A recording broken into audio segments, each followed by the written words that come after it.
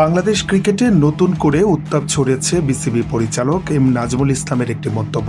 ক্রিকেটারদের বেতন ও ক্ষতিপূরণ বিষয় দেওয়া ওই বক্তব্যকে অদায়িত্বশীল আখ্যা দিয়ে তার পদত্যাগ দাবি করেছে ক্রিকেটারদের সংগঠন কোয়াপ।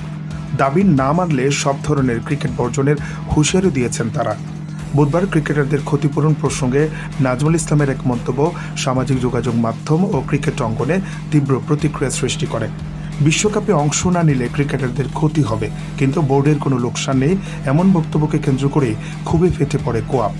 রাতেই কোয়াপ সভাপতি মোহাম্মদ মিঠুন সাংবাদিকদের সঙ্গে এক ভার্চুয়াল ব্রিফিংয়ে স্পষ্ট ভাষায় বলেন, একজন দায়িত্বশীল বোর্ড পরিচালক এভাবে ক্রিকেটারদের নিয়ে কথা বলতে পারেন না। আমরা তাৎক্ষণিকভাবে তার পদত্যাগ চাইছি। যদি তিনি আগামীকাল বিপিএলের ম্যাচ শুরুর আগেই সরে না দাঁড়ান, তাহলে কোনো ক্রিকেটার মাঠে নামবে না। এই ঘোষণার পর পরিস্থিতি সামাল দিতে গভীর রাতে ক্রিকেটারদের টিম হোটেলে বৈঠকে বসেন বাংলাদেশ ক্রিকেট বোর্ডের কয়েকজন পরিচালকের সঙ্গে। তবে বৈঠক থেকে কোনো কার্যকর সমাধান আসেনি। পরিচালকদের পক্ষ থেকে কেবল আশ্বাস দেওয়া হলেও তাতে রাজি হননি ক্রিকেটাররা। বৃহস্পতিবার সকালে আবারও নিজের অবস্থান পরিষ্কার করেন মিঠুন। তিনি জানান, ক্রিকেটাররা তাদের সিদ্ধান্তে অটল। উনি দায়িত্বে থাকলে মাঠে নামার প্রশ্নই আসে না তাদের। সব ক্রিকেটারও এই বিষয়ে একমত। আর আজকের প্রথম ম্যাচে যদি না হয়, তাহলে তারা সংবাদ সম্মেলন করে পরবর্তী কর্মসূচি জানাবে।